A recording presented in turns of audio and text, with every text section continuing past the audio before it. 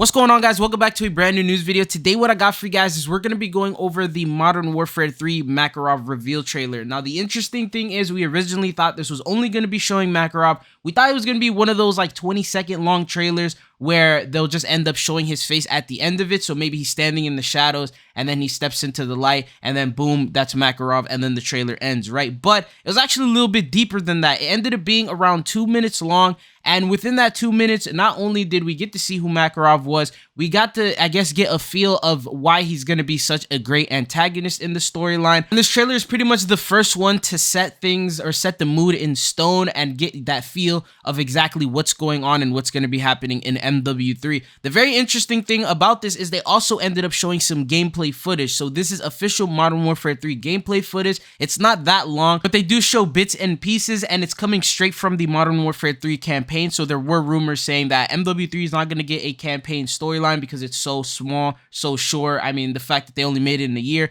but that's actually all rumors and that is false. We are going to be receiving a campaign, and it seems like it's going to be a very good one. But one thing that I just want to point out is right now I'm rolling the trailer for you guys so you can see it and check it out if you haven't. I would recommend you also listen to it, so I'll have a link to the Call of Duty one, and make sure you check that one out at the end of the video because the narrator is actually Captain Price. He's speaking about a great danger, a force of evil. He'll use bystanders as shields. Every single ally to him is just a tool, and he'll do anything it takes to pretty much destroy the world piece by piece. That's basically what Captain Price ended up saying, telling us even if he is in prison, it's not a matter of if he'll do something again, it's a matter of when he's gonna do something again. So it clearly tells you that this prison is not enough to hold him down. And as you see from this entire trailer, it seems like everyone recognizes him. The inmates that were fighting, when they saw him, they automatically stopped until he nodded his head and then they continued. It also seemed like the guards were aware of who he was and what he does, and they were obviously on his side because they pretty much escorted him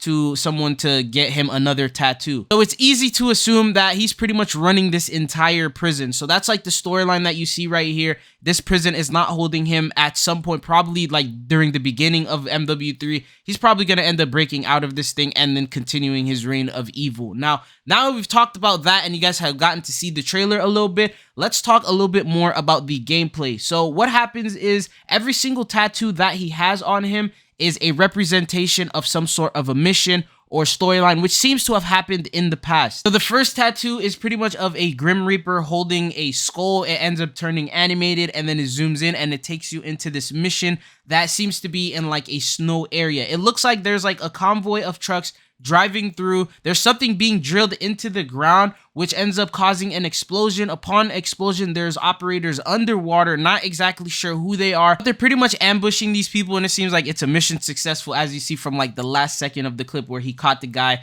and basically just stabbed him in the neck. But that is the first one, and then you go on, you look at the second one, which is basically just a regular skeleton. And then in the gameplay, it takes you to this like underground tunnel that has water. There's 3 operators who are underwater. Seems like they're sort of on a mission. Could be task force. It looks like the Dark Waters one when you take a look at it, mainly because of, you know, how dark it is, the rain and all that. It just reminds me of it. Could be the same thing, could be completely different. But you see somebody climbing up the sides. They get all the way to the top, and then he pulls out a silence weapon, which clearly this is supposed to be a stealth mission, and then he points it at someone, and as you can see here, it looks to me like this could be Farah. The interesting thing is, obviously, it cuts off right away, doesn't really show you too much, but right when it cuts off, like literally a second after, you hear a suppressed bullet sound.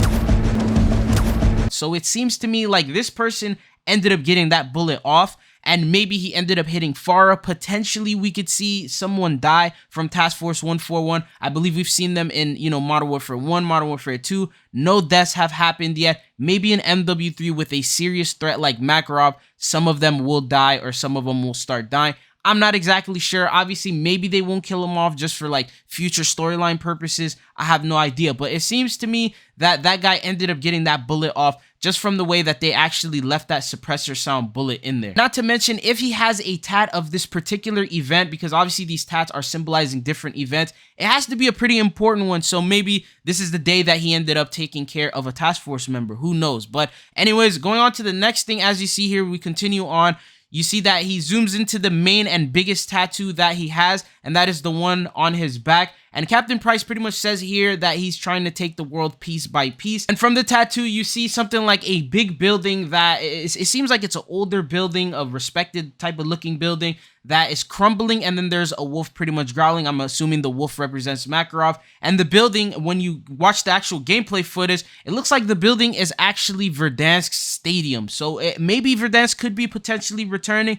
The thing is you see the exact logos and everything from Verdansk, which confirms that this is the actual stadium. But one thing that I wanted to mention is the fact that you see it from a civilian's point of view. So usually whenever you see it from this type of point of view, it could potentially mean that it's some sort of a flashback, especially with the way that it blurs. You have like the motion blur, and then it's like not clearly all that visible. It looks like it's coming straight from a memory. You know how like where they brighten up the lights and then they blur it out? That's usually how Call of Duty shows you that, okay, this is a memory, this is a flashback that you're looking at right now. Potentially this could be a flashback from one of the civilians or something, but it doesn't necessarily mean Verdansk is coming back, just because obviously this is just a campaign, so this doesn't really impact multiplayer all too much. So maybe they'll be taking pieces of the Verdansk stadium and things like that to bring it in here. But it seems like that was one of the biggest pieces to this trailer, because it's mainly just the size of the tattoo, the size of stadium being burnt down, tells you that maybe it was like one of those no Russian missions that he ended up doing, but he did it in the stadium this time around. But the next one that we have